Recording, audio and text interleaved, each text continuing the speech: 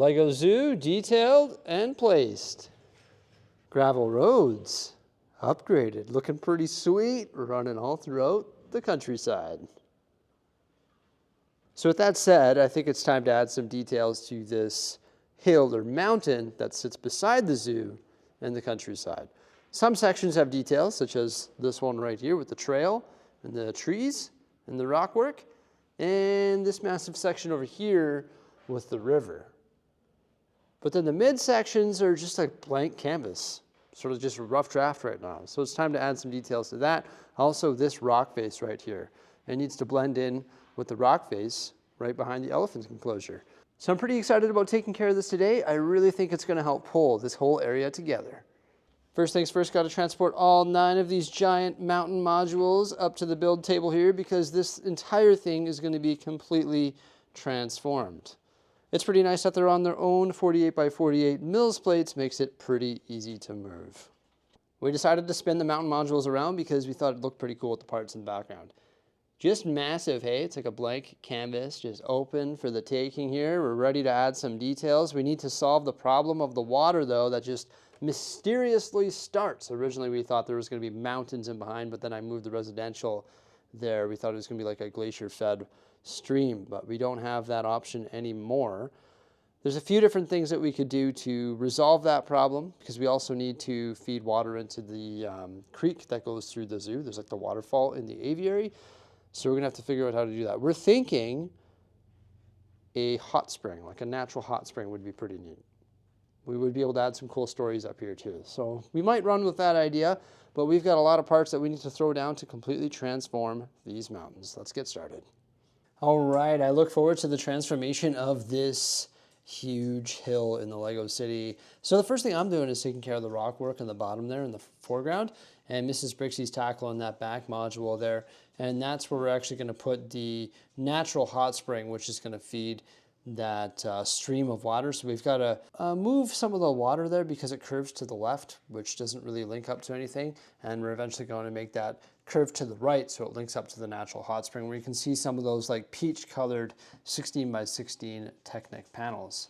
And then I'm going around and I'm adding some bursts of dark bluish gray throughout the green area just to add some more rocks that are randomly bursting out, and I'm also extending that trail.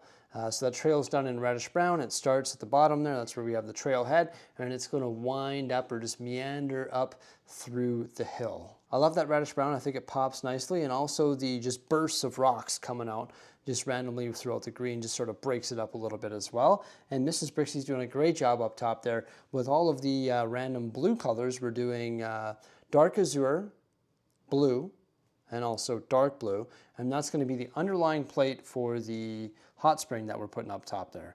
And now I've hopped over to the other side and I'm starting to detail that rock face which sits beside the elephant enclosure. That was one of the rock faces that wasn't done in this module, and it feels good to get that done. So I'm just piling on a ton of slopes, light gray, dark gray, and it's all sorts of different sizes, 1 by 2, 2 by 2, 2 by 2, 2 bricks tall, 2 by 2, 3 bricks tall, etc. Just sort of blending in those rock panels and really transforming them. Then once I add all those slopes in, I go through and I add some other colors such as green, and I add some pops of vegetation in there as well. And in the meantime, Mrs. Bricksie's doing great up there. She's actually finished all the underlying plate for all the water there, and she's starting to frame it out with some dark bluish gray rocks, because of course this is going to be a natural hot spring. It's not going to be like a pool. It's going to be naturally worked into this landscape.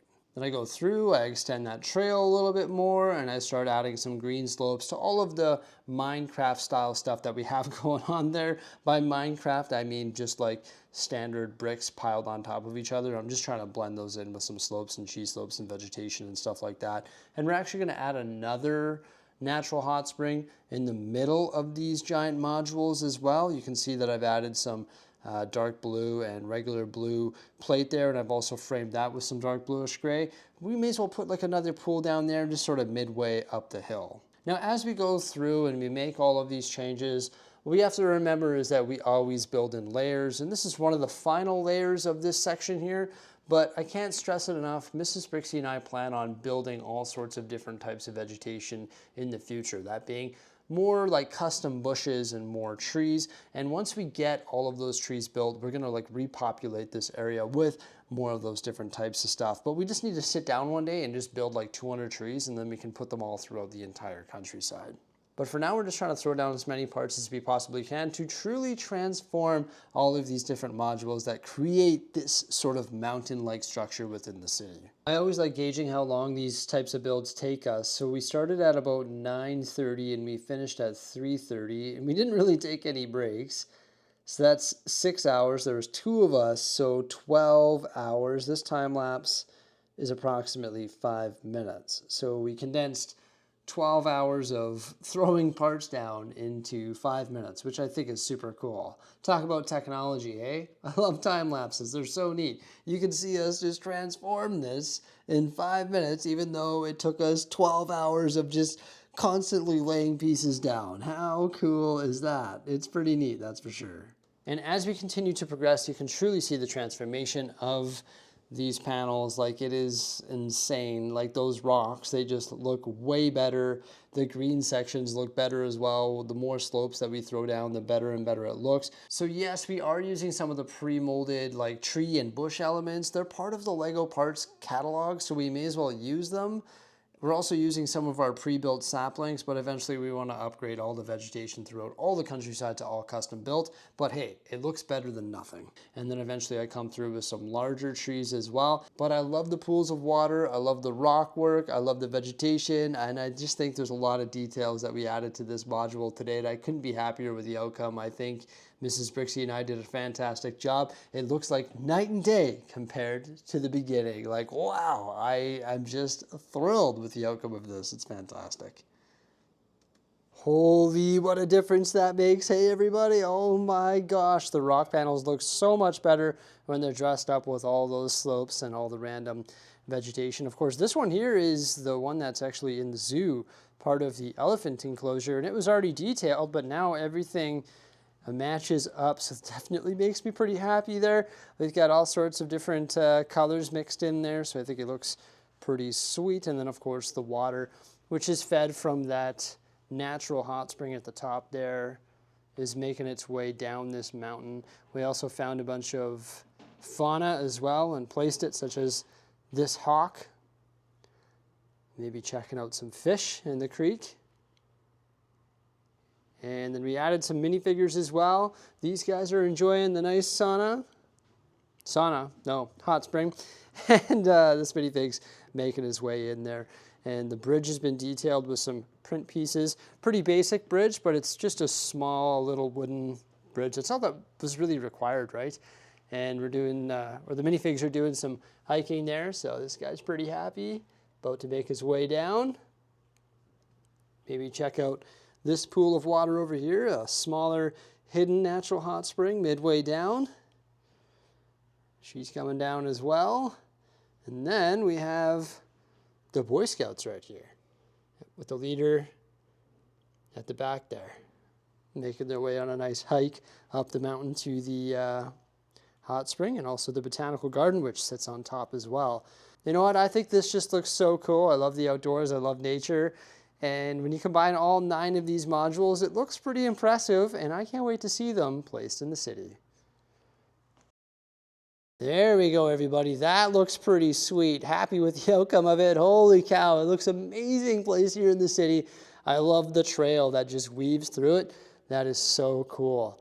Yes, there's still a few things that we need to adjust, and that's always the case when you place massive modules in the city. Like when they're upstairs on the build table, we couldn't see these things. You can see some black Technic plate exposed there. That's what we use for creating the base structure for all our mountains. Like, look at that. That's what it looks like underneath all of these parts. It's incredible how we can just throw down all these parts and transform it from that to this. It's pretty cool. Also, right down here, you're going to notice that there's a little bit of a table gap there. I need to grab my metal fasteners and just boost this up a little bit, along with some shims. And there's some other areas that I need to do that as well. And when I do that, it's going to eliminate a little bit of a gap that we have going on there. So I need to do that in other areas of the city and also right here. And then we've got this section over here. We got some of the black Technic plates and also this wood panel, which was going to be a tunnel, but I decided that we're no longer going to run with that idea of putting a tunnel there. And I think what we're going to do is we're going to continue this same concept, but it's not going to be a square like it is now. What we're going to do is actually taper it, so it's sort of going to be like triangular, and it's going to go like that. So we'll have a little bit of a different dynamic or a different angle over there. It's sort of like this, but way more aggressive, like starting back here and being like that. So it'll be pretty cool to get that done. But at least the base structure is now detailed over here. That's awesome. I can't wait to get that section done and actually start doing that section, because I feel like once we get that section done, then it'll start pulling together, or pulling the whole countryside together, you know? And over here, there is a gap that we need to blend in as well. You can see this is going to be the botanical garden. We've got some height difference there. That should be fairly easy to take care of when we get around to detailing these mills plates here and also those road plates when we work on the details within the residential area. And here it is from afar. Nice. It looks beauty beside that zoo. Look at that. Wow, I love it. Now, we do have these large holes in the city, which are like access points that I pop up through all the time, multiple times a day. Those are 3.5 by 3.5 base plates. There's been a lot of suggestions in the comment section, unless it's just the same person saying it over and over again, which it's not. A lot of people are telling me to fill in those holes with some sort of thing that can be raised and lowered, raised and lowered, raised and lowered. That's a great idea for an end game, I would say, but at this particular point, we've got so many other things going on, and we have so many projects on the go that I need those points to be very accessible. So at this point, we are not going to be filling in those access points just because I need them. They're there for a reason. I need to pop up through those and place giant modules, and I don't want to move another thing that's sort of in the way while we're trying to do this. Plus, it just adds another project to the project list. But look at that. If we could get that done on this side, but once again, put a little bit of an angle on it, that would be super cool. Get the back side of it blended in as well, and then do the exact same thing over here, but this one is going to have more flat spots. It's not going to be as quite as because we're going to put campsites over there. So I want this to be more of like a flat spots with like a road that goes up. So it's going to be a little bit different than this one. But it just feels good to get that one done. Everybody, I hope you enjoyed this video. It's not done. Like I mentioned in the time lapse, we still need to build more trees and fix those things that I was just suggesting. But I hope you enjoyed it. Please remember to like, subscribe, and stay tuned. Farewell.